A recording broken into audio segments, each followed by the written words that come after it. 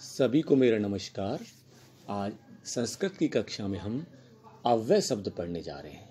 सबसे पहली बात है, अव्यय शब्द किसे कहते हैं, अव्यय शब्द क्या होते हैं। देखो, हमने पहले संस्कृत में लिंग, वचन इनके बारे में पढ़ रखा है और शब्द रूप और धातु रूप के बारे में पढ़ रखा है। धातु जो होती हैं, जैसे पठ धातु है, उसके रूप चलते हैं पठती, पठत, पठंती।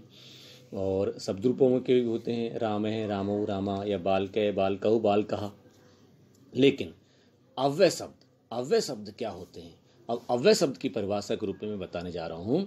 अव्यय वे शब्द होते हैं जो किसी भी लिंग, विभक्ति और वचन के अनुसार कभी नहीं बदलते, हमेशा एक जैसे रहते हैं। दोबारा से सुन लें, अव्यय शब्द वे होते हैं जो किसी भी लिंग, विभक्ति और वचन के अनुसार कभी नहीं बदलते, हमेशा एक जैसे रहते हैं। इनका कोई शब्द रूप या धातु रूप नहीं चलता है। जैसे अब पाठ्यक्रम में हमारे जो अव्यय हैं, पाठ्यक्रम अनुसार फर्स्ट टर्म में मैं उनको बता रहा हूँ। 22 अव्यय हमारे फर्स्ट टर्म में हैं, 1 से लेकर 22 तक। उनमें सबसे पहले अव्यय शब्द हैं, उनको हमको उनके अर्थ याद करना पड़ेगा।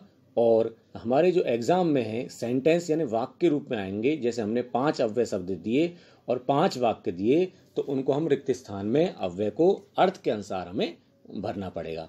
तो सबसे पहले हमें यहाँ पे अव्यय शब्दों को जानना है और अव्यय शब्दों के अर्थ को भी याद करना है।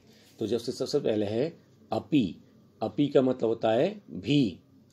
आम का मतलब होता है हाँ, संस्कृत में आम को कहते हैं हाँ। न का मतलब न या नहीं। किम का मतलब क्या। तू का मतलब तो या लेकिन। अत्र का मतलब यहाँ। तत्र वहाँ। सर्वत्र सब जगह। कुत्र कहाँ। च और। परस्परम मतलब आपस में। विना का मतलब होता है बिना। प्रातः का मतलब सवेरा या सुबह। सायं मतलब शाम को। आद्य माने आज। सदा। कथम का मतलब होता है कैसे। किमर्थम का मतलब होता है किस लिए। नूनम का मतलब निश्चय ही। परम का मतलब पर या परंतु। यदि का मतलब यदि और तरही का मतलब तो। इस प्रकार हमारे ये 22 अव्यय शब्द हैं। तो सबसे पहले अव्यय शब्दों को जानना है, इनके अर्थ को याद करना है। इसके बाद हमारे जो एग्जाम में है, अव्यय शब्द एक सेंटेंस के रूप में आते हैं। सेंटेंस में रिक्त स्थान होता है और हमको मंजूषा में 5 अव्यय शब्द दिए होते हैं बॉक्स में। उन 5 या 6 जितने भी अव्यय शब्द आते हैं, उन अव्यय शब्दों को हमको अर्थ के अनुसार उन वाक्यों में, रिक्त स्थानों में भरना होता है। तो जब सबसे पहले मैं प्रश्न पढ़ रहा हूँ, जैसे पहला प्रश्न है, रिक्त स्थाने उचितम अव्यय पदम पूर्यत।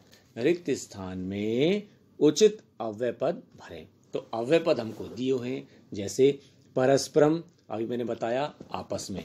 आम का मतलब हाँ। न का मतलब नहीं। अत्र का मतलब यहाँ। तत्र का मतलब वहाँ। तू का मतलब तो। अब आपको जो इसमें सेंटेंस दिए हुए हैं, जैसे पहला सेंटेंस दिया है, न नहीं एस डैश पठती, ऐसे डैश लिखती। अब हमको पता है यह नहीं पढ़ रहा है, तो नहीं के लिए हो गया न। तो ऐसा न पढ़ती, ऐसे तू लिखती है, तो लिख रहा है। तो पहले में हमने भरा न और तू, ये शब्द अव्यय शब्द अर्थ के अनुसार हमने भर दिए। न ऐसा न पठती, यह नहीं पढ़ रहा। ऐसे तू लिखती, है तो लिख रहा है। तो हमने मंजूषा में शब्द लिए और यहाँ भर दिए, रिक्त स्थान में भर दिए। दूसरा है बाला डैश परस वदंती। बच्चे आपस में बात कर रहे हैं या बच्चे बात कर रहे हैं। तो अब यहाँ पे आपस में बात कर रहे हैं, तो इसके लिए शब्द दिया हुआ है मंजूषा में परस्परम। तो हमने इसमें भर दिया परस्परम। बालहा परस्परम वदंती। बच्चे आपस में बातचीत कर रहे हैं। अगला है, जैसे थर्ड वाला 3 है, डैश एतौ पथिकौ भ्रमते, ये दोनों पथिक घूम रहे हैं। तो यहाँ हाँ अपन कह सकते हैं हाँ ये दोनों पथिक घूम रहे हैं। तो हाँ के लिए शब्द आ गया आम। हाँ आम एतौ पथिकौ भ्रमते, हमने रिक्त स्थान में भर दिया आम। हाँ ये दोनों राहगीर घूम रहे हैं।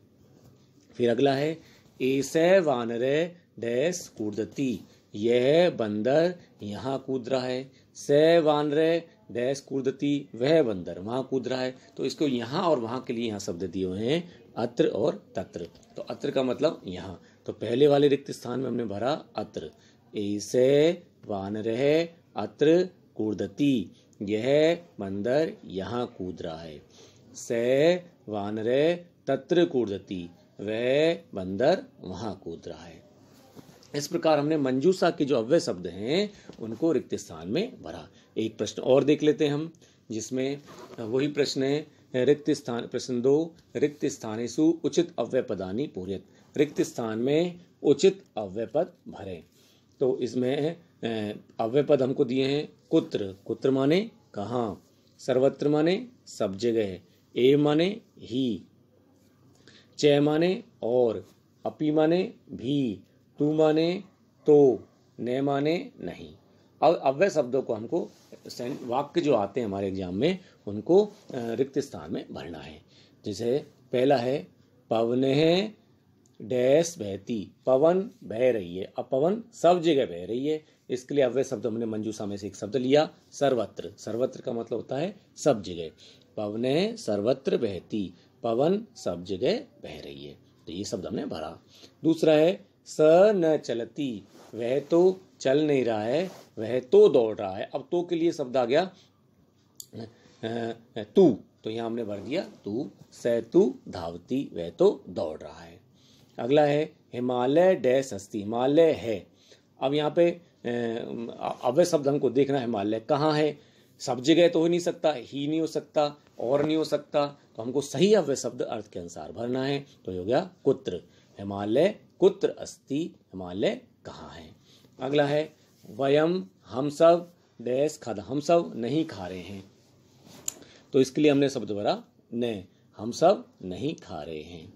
अगला है अब दो जब नाम एक जैसे नाम आ जाएं, पंकज धीरज या कोई वस्तु आ जाए, तो हमको बीच में और शब्द के लिए च शब्द का प्रयोग करना पड़ता है। संस्कृत में और के लिए च आता है। जैसे पंकज धीरज डैश नमते, पंकज और धीरज नमस्कार कर रहे हैं, तो और के लिए यहाँ शब्द आ गया च, पंकज और धीरज नमस्कार कर रहे हैं।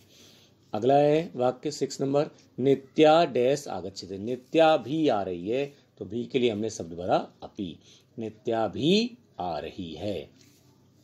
अगला वाक्य 7 नंबर का, तऊ डैश भ्रमते, वे दोनों ही घूम रहे हैं, वे दोनों ही घूम रहे हैं, तो ही के लिए एव शब्द।